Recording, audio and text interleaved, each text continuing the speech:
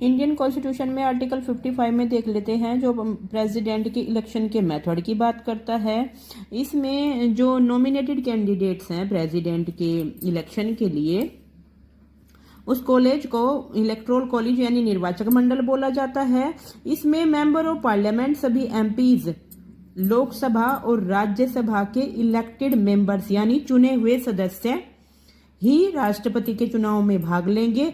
Same यही procedure रहेगा आपका मेंबर ऑफ स्टेट लेजिस्लेटिव यानी कि राज्य विधान मंडल में भी विधानसभा के ही निर्वाचित सदस्य इसमें पार्टिसिपेट करेंगे। और आपके यूनियन टेरिटरी दिल्ली और पौंडीचेरी के सदस्य यानी कौन कौन हुए, लोकसभा, राज्यसभा, विधानसभा, पौंडीचेरी और दिल्ली के निर्वाचित सदस्य मिलकर राष्ट्रपति के चुनाव में भाग लेंगे।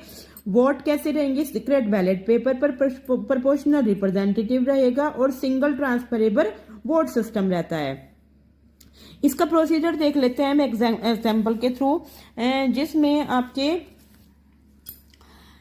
एग्जाम्पल कहता है ABCD, यहाँ पर 4 कैंडिडेट्स हैं जो प्रेसिडेंट के इलेक्शन के लिए चुनाव में उतरे हैं। टोटल वोट्स जो वैलिड वोट्स हैं वो 15 आपकी 1000 है, जबकि जीतने के लिए कितने चाहिए? 7501 वोट चाहिए।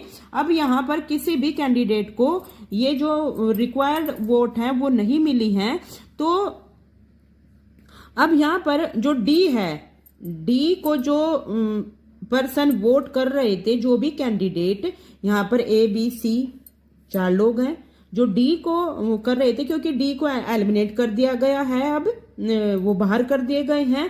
तो जो लोग डी को पसंद कर रहे थे, अब वो लोग इनको पसंद करेंगे यानी ABC को वो अपनी वोट देंगे। अब उनकी चॉइस है, वो किसी को ज्यादा दे सकते हैं, किसी को भी कम दे सकते हैं। आगे देखते हैं, A, B और C को वोट्स मिले हैं, स्टिल अभी भी किसी के भी पास इतने वोट्स नहीं है कि किसी एक को मेजोरिटी मिली हो और उनको प्रेसिडेंट डिक्लेयर कर दिया जाए। अब वापस से जो C वाले पर्सन थे, जो C के कैंडिडेट थे, C की वोट सब A और B के पास चली जाएंगी।